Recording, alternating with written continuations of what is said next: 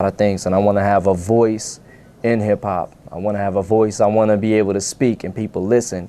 So when I get to that certain level where I'm gonna be able to speak and people are gonna listen, then I'm gonna tell my side of the story. Other than that, you know, people are gonna pass judgment. They're gonna say what they want to say, and they're gonna make their own conclusions or whatever, you know. And they're more than welcome to do it.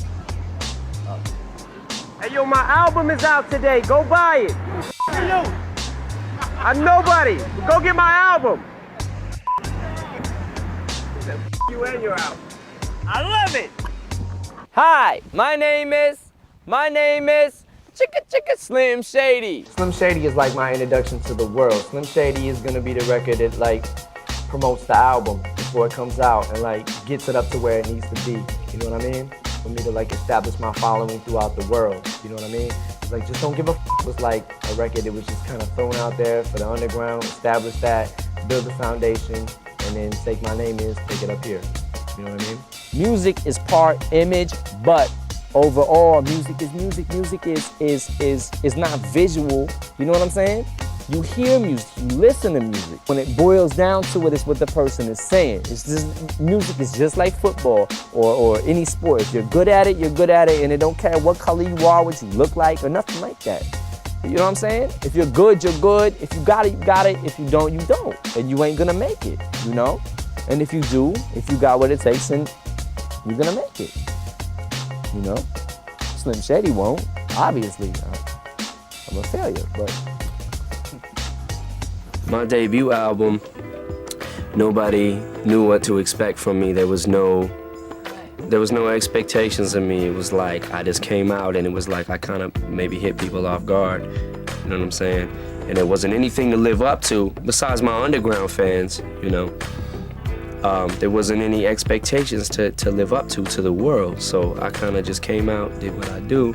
Now people may be wondering what I'm gonna do next, you know what I'm saying? And they just gotta wait and see. The whole message behind the Marshall Mathers LP is just to show people that I'm just like them. Like, you know what I'm saying? I never knew that I was gonna get this big. I never knew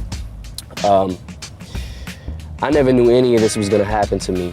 I would say, if anything, it's more, you know, the first album was a lot of punchline-y, you know, ha ha ha, you know what I'm saying? Everything is funny, whatever, you know. But this album, I think, is on a little more serious vibe to it, you know. And I would say it's me telling it like it is to the third power. I'm here for the fans. I'm here for everybody who understands me and relates to me, and anybody who don't can kiss my ass. I don't care. Do you know what I'm saying?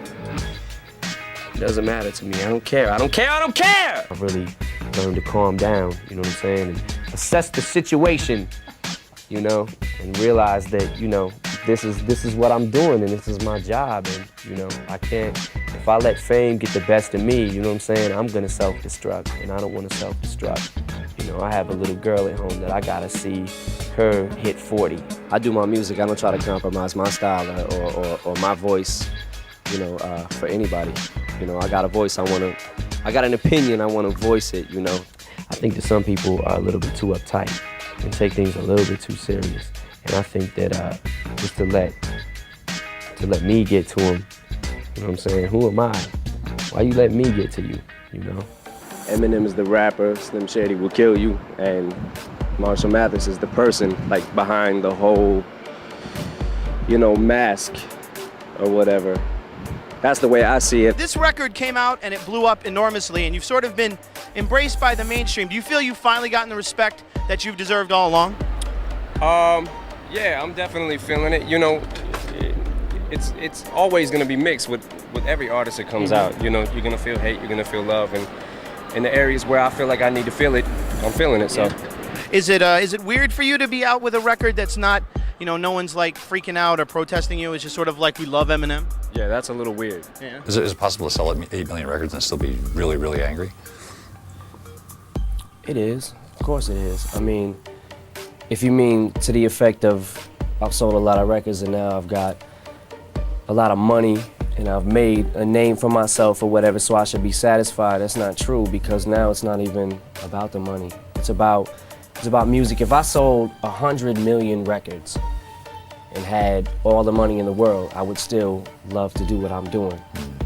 You know what I mean? I still wouldn't quit what I'm doing just because, okay, I'm not in this for the money, and I said that in the beginning, and I'll still say that to the day I die. 8 Mile was a movie, so it was, you know, it was Hollywood, but it was, you know, we couldn't make it too Hollywood. You know what I'm saying? Like there was any control that I had, like any say in it that I had. Like my first say was that I insisted that it be shot here, and they had to reach a happy medium where it had to be just like some of the instances in 8 Mile were like stories that really happened. Some of them were fabricated to make it look, you know, to make it more interesting. Still the necessity of the intensity of the battle, and there was nothing to hype up. That's how intense it was. You had the #1 movie and the #1 album in the country at the same time. Your soundtrack was 2 weeks out and it was still #1, and the movie was #1. Did you expect everything to do that well? I don't, you know what? I don't focus too much on that. If I do, like, I stay in the studio, I keep working, you know. It doesn't matter if the movie did nothing or it did 100,000 million. It doesn't matter. Like, I stay working, just like how, you know, Rakim and Run DMC influenced me, and I can tell you how they did. You would have to ask the other rappers coming up 10 years from now how I influenced them or whatever. Because I don't know if people actually, the average listener, I don't know if they actually see what it is or hear the patterns and syllable rhyming and stuff like that. I don't know if they really catch that. Like, I think they just listen and like appreciate it for the beat and what it's saying, but there's a certain way that it's said that I write, that Redman writes, that Jay-Z, that Nas, they craft it down to the very last detail, and I don't know, and make it look easy. So the average listener may think it's easy, but the truth is that everybody would be doing that if it was so easy. I don't always know my next move, and I'm surprised people didn't catch on sooner with the Encore album that, you know, I'm taking a bow. So is this your last album? I don't know. Is your last tour? Don't know. I really don't know. See, these are all moves that I can't tell you I'm gonna tour forever. I'm gonna rap forever. I'm gonna always have music in my blood. On this day, now when you look forward to the future, what is it that you dream about doing now? What do you aspire to do? Basically, just keep hip hop moving, man. Just keep it, you know, after me, after 50, you know what I'm saying? Like, build for the next generation of hip hop. Just make it keep expanding. Like, if my contribution to this game is that 40-some-year-old person walking up to me saying, yo, you made me like hip hop. You know what I'm saying? If I get that one person or whatever that says, since I listen to you, you turned me on to rap.